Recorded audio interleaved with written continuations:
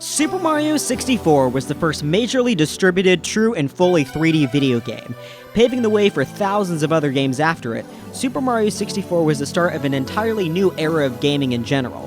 However, development of the game was anything but smooth, and full of major roadblocks that would nearly lead to the game's cancellation. But we're getting ahead of ourselves. Where did this all start?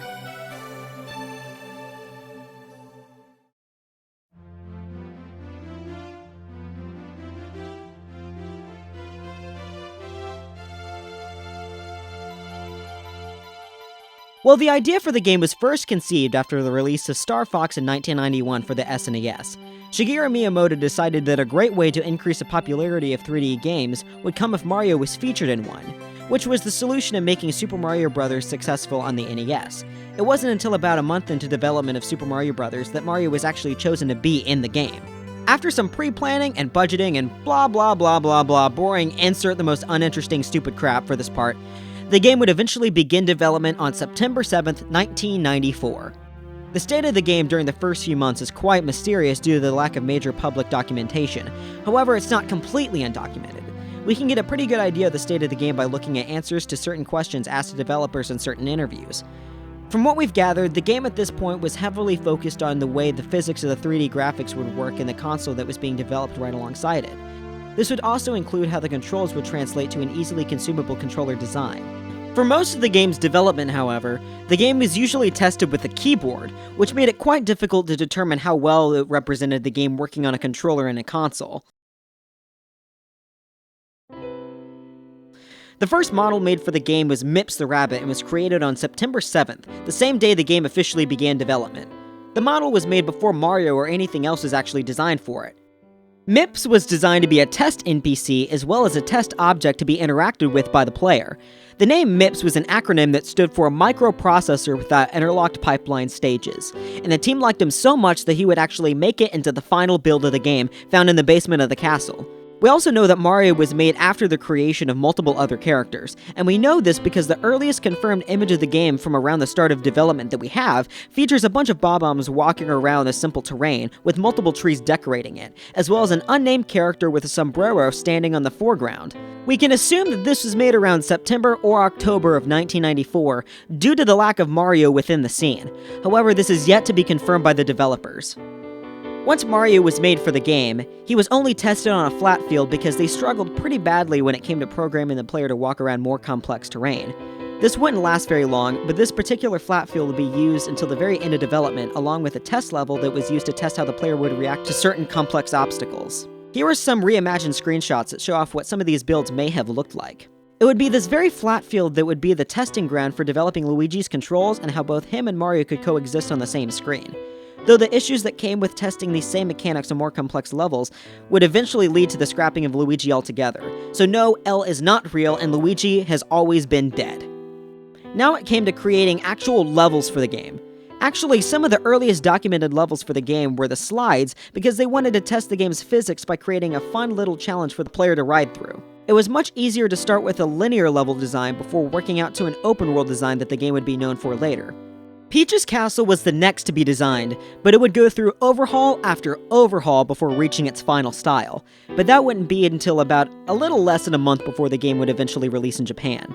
The original idea was to make the castle have a much more maze-like layout to really show off the intense three-dimensional landscapes that the game had to offer. This would eventually be changed because they believed that the levels would express that on their own without having to deal with a confusing HUD design that could possibly frustrate players before they even reach their first level.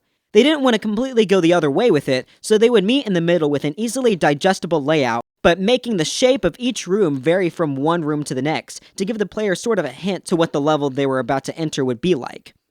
After the 2020 Giga Leak, we would get an unfinished test map that provided us with an idea to what the original castle design may have looked like. However, since it's so unfinished, it leaves a lot to be imagined, so you'll just have to fill in the gaps with this one.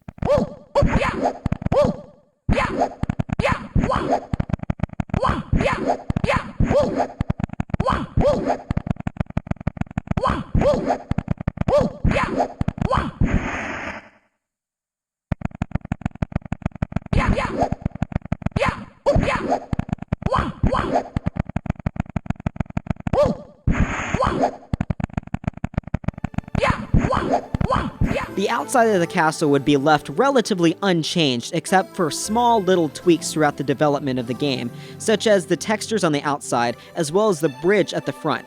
The two most commonly talked about changes to the outside is the lack of Peach's face on the stained glass window on the front of the early screenshots as well as the footage of the game, and the second being how the player originally would have been able to walk all the way around the castle from the outside, supposedly allowing Mario to reach the courtyard without even having to enter the castle. It's very clear that they wanted to make a much larger game than we would end up getting, which is disappointing because lots of the beta footage that we have, along with unused content that we have in the files for the game, really show this off. In fact, Shigeru Miyamoto was quoted saying that he wanted to have at least 32 stages within the game. The source code for Mario 64 has references to way more than 32 stages, so we could have expected to have even more than what Shigeru Miyamoto was admitting to. So 32 stages is most likely an understatement to make sure that people didn't feel too gypped out of the product. Unfortunately, due to complications with space on the cartridge, the final build would only include 15 stages. That's less than half of what they had originally planned. The biggest mistake that I personally feel that they made was changing the original art style that they had with the prototype builds. The original art style was much more saturated and cartoonish, which I think fits the game way more. Even though the final has a cartoony art style, they heavily turned down the saturation and muted the exaggerated textures. I really wish they would have kept at least the saturation that they had with the original prototypes, but that's just me. The game would first be shown off at Spaceworld in November of 1995. At this point, the previously named Ultra 64 console had just been rebranded as the Nintendo 64. The console originally had plans to be a December 95 release, but that would be delayed twice, once being pushed to April and then again being pushed to June 23rd. The demo that was shown off to the public at the Spaceworld 1995 event had a little less than 50% of what the final build would have. It was a demo that was made specifically for the event, so the full build at the time would have had far more than what the demo had to show. In fact, the castle's interior was also designed specifically for the demo, shrinking it down to only give the player access to 4 main stages as well as a Bowser fight. These stages included Whomp's Fortress, at the time being known as Mountain, Lethal Lava Land, which was known as Fire Bubble, Cool Cool Mountain, which was known as Snow Slider, and Dire Dire Docks, which was known as Waterland. Koopa 1 was also a stage name that they had on the stage select, but it was just the Bowser Dark World with the Bowser fight, minus the Dark World part. While Mountain, Fire Bubble, and Waterland aren't too different from their final counterparts, other than some different textures and moved obstacles, Snow Slider is completely unrecognizable to any snow level in the final game. It honestly feels like a winter test level that they decided to feature in the demo to add more variety to the gameplay. The level is extremely awkward and has a bunch of different ramps that don't really make sense with their placements. It's similar to a winter version of the test map that I had mentioned that they used to practice 3D landforms. Along with the main game, playtesters at Spaceworld were also given the option to play with Mario and Luigi together, though it was on that flat test field that most of the players' movement was tested on during early development. The only reason we are aware of this is because of a very brief moment of footage from the event where we can make out what looks like Mario with a green outfit spinning next to what looks like a regular Mario. This officially confirmed that Luigi was in fact programmed for the game. The response to the game from playtesters was outstanding.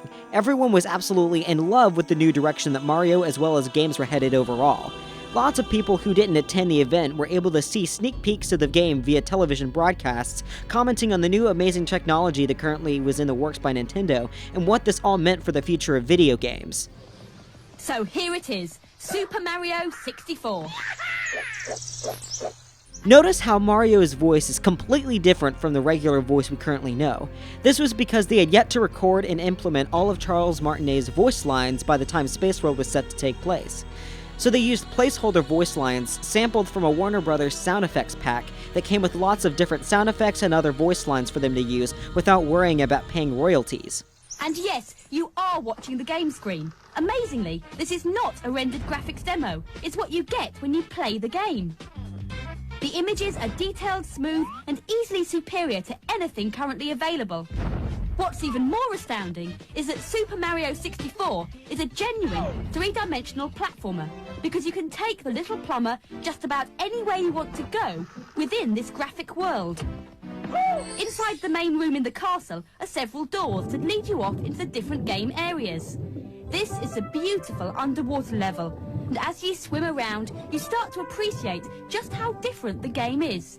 You really feel as though you're free to explore the entire area. I have never before played a game with such a rich 3D environment where you can choose your view and have complete control over where you go.